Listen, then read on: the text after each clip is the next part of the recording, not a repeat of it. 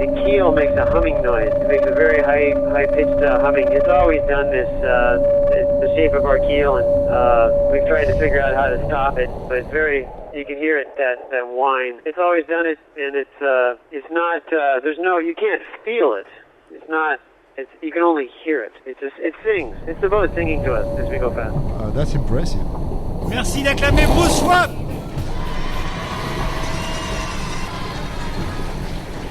Bruce Schwab, 9e concurrent de ce Vendee Globe.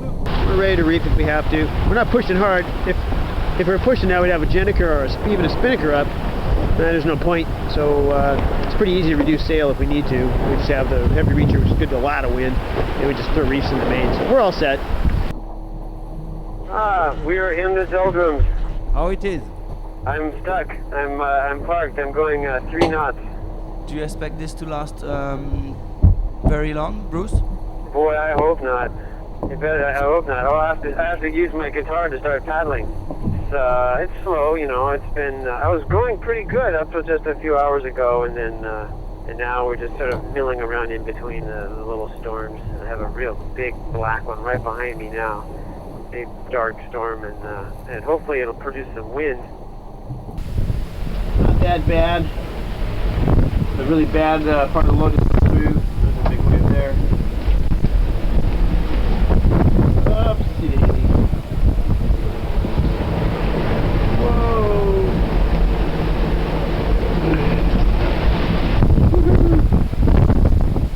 Hopefully this will mellow out pretty soon and we can start racing again. We could be going 20 knots easy now, but no thank you. There's a big one. Ooh, a breaker. Missed us. Okay, so I finished frying the potatoes, and I got those into this container here, all fried down hash browns. We'll spice those up, keep those separately. And here we've got our eggs, or omelet we're going to make, which I'm just going to scramble. I'm not going to attempt to flip over an omelet out here. Oh gosh, I can't see. Anyway, Brazil's over here, and this is the South Atlantic. This is all South Atlantic. Big zone of high pressure called the San Helena High. It keeps moving around down here. And you see low pressure, this blue stuff toward the bottom here is low pressure in the South Atlantic, the deep south. Big storms moving along. Good stuff.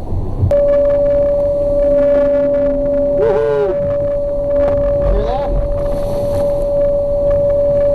18.34.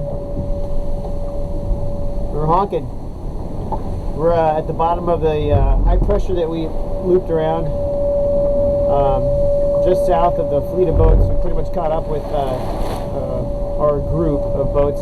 Well, we looked at the ranking and the speed. You seem to be doing pretty good, huh? This morning, yes, we had one very, very fast session. I think we were the fastest in the fleet for this morning. It wasn't intentional, though.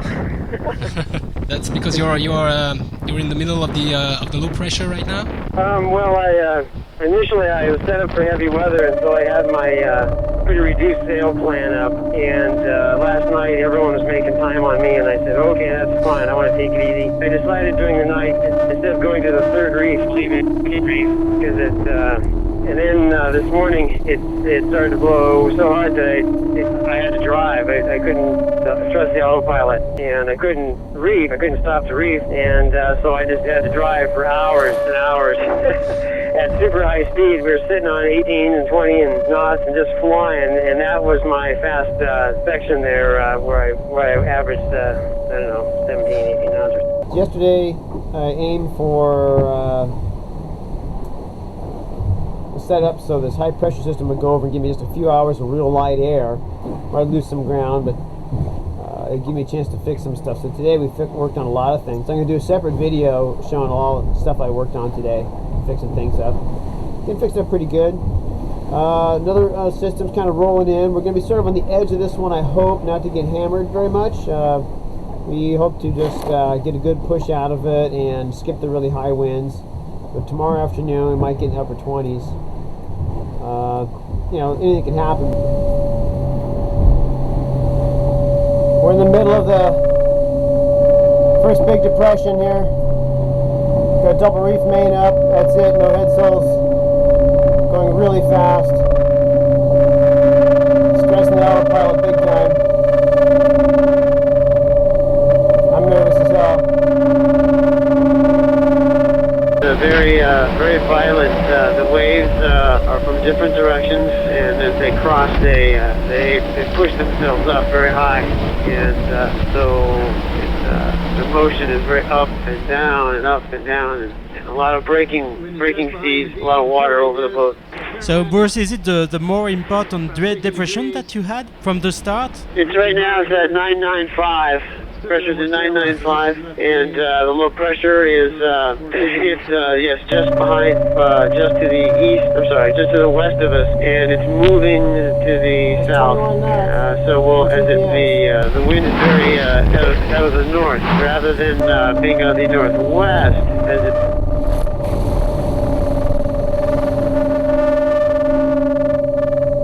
Well, we're getting ready to go out and try and fix our radar tower, but we're going to wait for the squall to die down.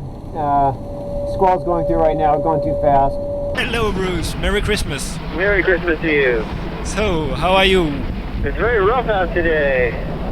In fact, I just changed course. I was trying to work my way south, and it's just so nasty. The motion was so bad that I decided to heck with it. I'm going to bear off a little bit and wait for it to get a little bit lighter. It's very rough, but it seems very shape. And what about your radar reparation? How it get on the tower? It's okay for now. I got a little strap. I was barely able to reach the top of it, and I got a little strap rigged across the top, and I tied some strings to it, and then I've run that down to my railing in the back, and I have it. It's level now. It might slip, and if it does, I have a way. I think I can rig up another loop going the other way using a boat hook. So, but I think it's okay. It's been okay so far. I've tested the radar; it's working good, and so that's good. So that's why I decided I stopped going north and started going south to try and get south so we can make it by Tasmania, New Zealand. That's Cape Horn. It's the second time around. It's here 2 years ago. It was gray then too.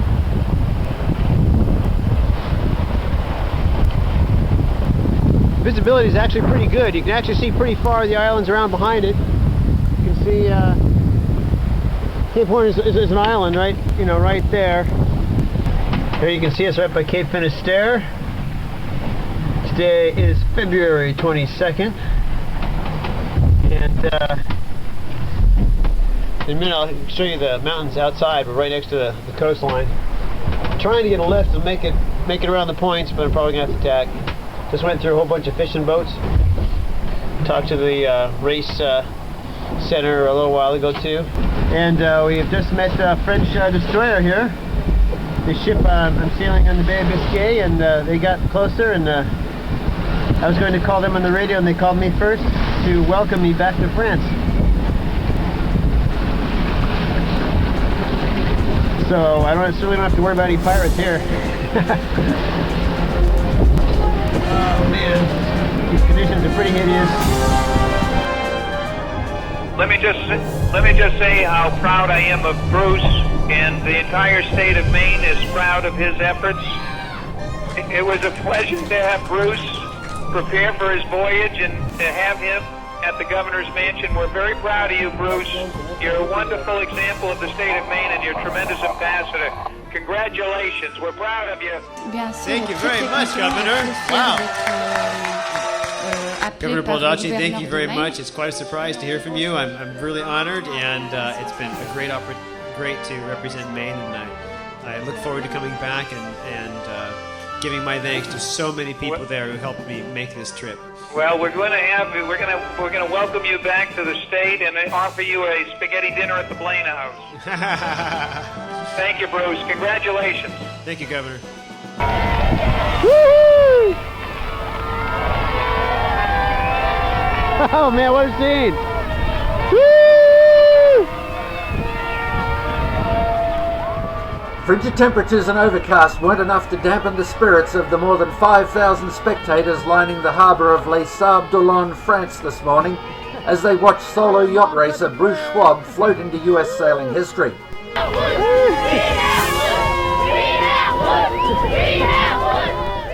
With schoolchildren chanting "We love Bruce," Schwab crossed the finish line of the Vendee Globe solo round-the-world yacht race after 109 days, 19 hours, 58 minutes and 57 seconds alone at sea. Crossing the line 22 days behind the winner, Schwab finished in 9th place from a field of 20 of the world's best solo ocean racers, ahead of many more fancied and better-funded competitors. Hailed as a hero in France, Schwab has captured the hearts of the French people. I love you guys! Wow!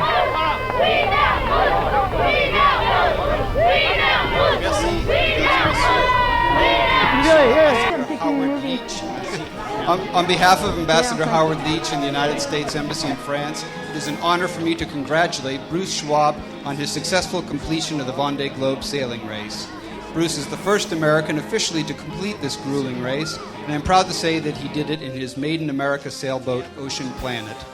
I pay tribute to Bruce's courage, his tenacity, and his sailing skill. Equally important as these qualities, however, is his willingness to share his sailing experience with others. Through the messages he has posted on his website, students around the world have been able to follow Bruce's journey.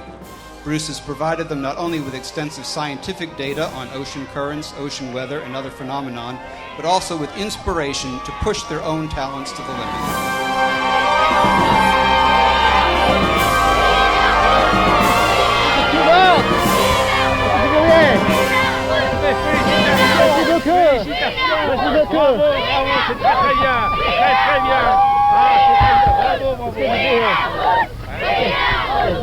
Oh, yeah, okay. Yes, spring line. Okay. I love you guys. Wow.